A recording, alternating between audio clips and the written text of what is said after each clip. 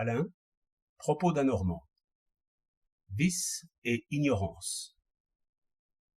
Nous croyons, et c'est assez vraisemblable, que science engendre prudence, et que nul ne veut se nuire à soi-même. Nous expliquons à l'ivrogne que l'alcool est une espèce de poison, et à la mère de famille que la rougeole est une maladie contagieuse. En quoi nous sommes très raisonnables, et c'est, je pense, le mieux qu'on puisse faire pour empêcher les gens de courir après leur propre malheur. Il faut savoir que ce n'est pas encore beaucoup. Voyez tous ceux qui tuent un fils, un frère, un ami, en maniant sans précaution un revolver. Ils savent pourtant bien que des accidents de ce genre se sont déjà produits. Une autre nettoie un vêtement à l'essence près d'un fourneau allumé. Elle sait pourtant bien que l'essence se transforme en une vapeur inflammable. Dans les cas de ce genre, on peut toujours dire qu'ils savaient mal parce qu'ils ne savaient que par ouï-dire, et non par expérience ou vue directe de la chose.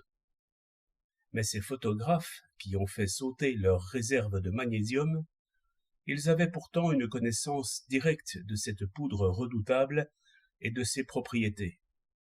Seulement, dans l'ardeur d'une action précipitée, ils n'ont point pensé à cela. C'est justement dans l'instant où un souvenir nous serait utile qu'il ne nous vient point.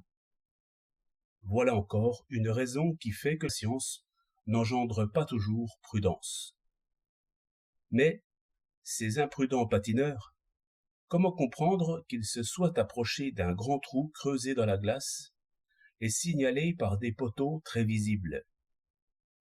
Ici, il ne s'agit plus d'appliquer le souvenir à la prévision. Le danger est, par lui-même, assez visible. Il suffisait de percevoir ces poteaux et cette nappe liquide. Mais ils ne l'ont point vu, parce qu'ils étaient échauffés par le plaisir. Voilà l'homme tel qu'il est. Nous le prenons pour raisonnable, nous nous prenons nous-mêmes pour raisonnables, parce que nous pensons à ces choses au coin de notre feu, dans le sommeil des passions. Alors, il nous paraît qu'il faut être fou pour aller cueillir une fleur au bord de l'abîme.